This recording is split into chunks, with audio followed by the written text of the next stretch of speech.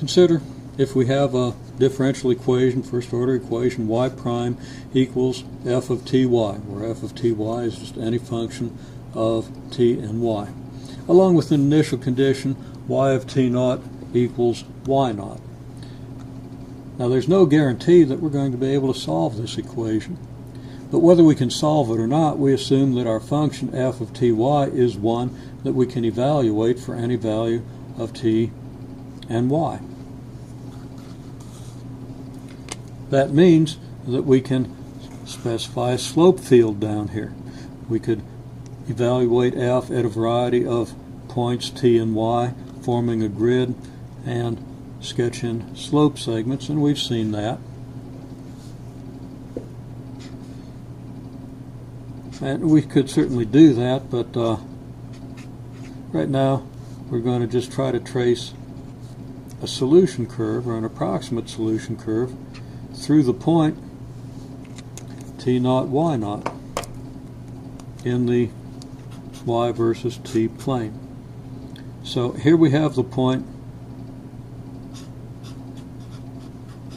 t naught y naught. We can evaluate this function, and the value of this function is going to be the derivative of our y function, our y versus t function, so that this function is going to give us the slope. So we have a slope f of t naught y naught, and that slope might go on for a while. Now we consider what happens if we follow that slope for distance h. We can form a right triangle with horizontal leg h and a vertical leg, which we'll designate by delta y. And we ask, what is delta y? Well, delta y, as we well know, is simply, since the slope is rise over run, which is delta y over h, delta y is just the slope, which is f of t naught y naught, multiplied by h. That's slope times run.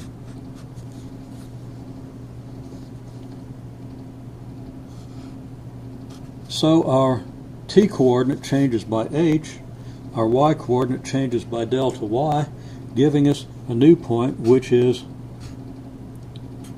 t naught plus h, y naught, and this thing's getting in my way here. I think we can get rid of it now. Y naught plus f of t naught y naught times h. Now that's not an exact point on our graph, because presumably there's no reason to assume that this function is going to be the same at every point along this line, which means that the slope of the actual graph is actually going to be changing as we move from here to here. But if this is a small distance, then this will stand to be a half-decent approximation, and we can quantify how good the approximation is likely to be, but let's just worry about the process for right now. Now I'm going to call that point T1, Y1, so that we can say that T1 equals T naught plus H, and Y1 equals Y naught plus F of T naught Y naught times H. Okay, having gotten to this point, we can find a new point based on the slope at this point. So at this point, let's say we have a new slope. And let's make that new slope a little steeper, and let's label that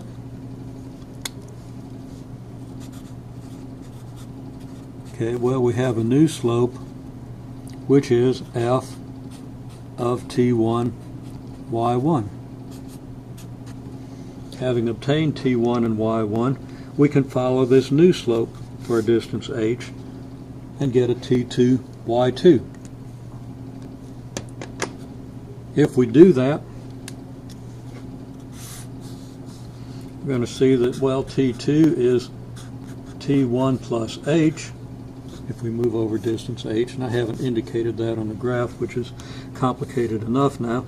Or not complicated, but crowded enough. T2 is T1 plus H, and what's Y2 going to be? Well, if we complete this triangle, come over H and up a new delta Y, we're going to see that Y2 is equal to Y1, which is the coordinate of this point, plus what? The product of the slope and H. The rise equals the run times H. So it's going to be Y2 equals Y1 plus the rise. The rise is F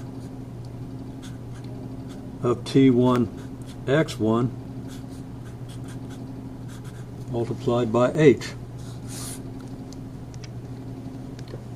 In general, we're going to be able to keep iterating this process. We simply have evaluated our function at the point we found, T1 X1, to get the slope that we use to project forward to the next point. And if we continue doing this, we're going to see that in general we get Tn plus 1 equals T sub n plus H, and Yn plus 1 equals Yn plus F evaluated at the previous point was the point Tn Yn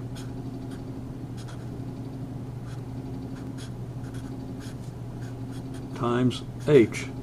And I wrote this as X, and I have no idea why I did that. But let's make sure we understand that's a Y. So this is X of T sub n, Y sub n, where T sub n, Y sub n is the last point that we got, and n is whatever number. We can get, if n equals 1, we see, for example, that Tn Yn is T1 Y1, and Yn is Y1, and Yn plus 1 is Y2, Tn plus 1 is T2, Tn again is T1, so that for n equals 1, this equation is just an instance of this. So that we can proceed through a number of steps. We can find T3, Y3, T4, Y4. If n is equal to 10, we'll eventually get to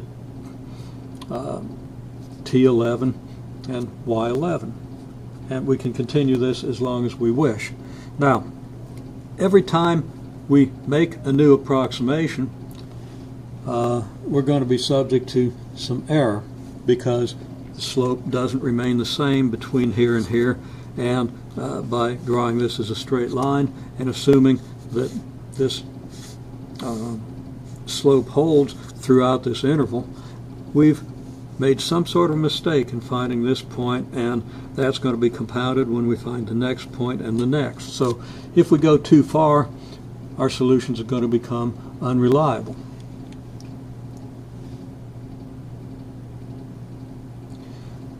We call this process Euler's method, and basically all we need to apply Euler's method is the function f of ty, which is a known function and a function that's well behaved over at least some region, over the region in which we're approximating, and t naught y naught, a value of y at a given value of t. And that's given. Then the method just says that t sub n plus 1 equals t sub n plus h, y sub n plus 1 equals y sub n plus f of t sub n, y sub n times h. And remember that t sub n, and I've got to make my n's look more like n's and less like h's, tn y sub n is just the slope. H is your run between points. And I guess another thing that's given, we choose an appropriate value of h and we have to choose an h that's small enough that these accumulating errors are not too large. And then, having chosen that h, we can project as far forward as we choose, as far forward as we trust our approximation to be useful.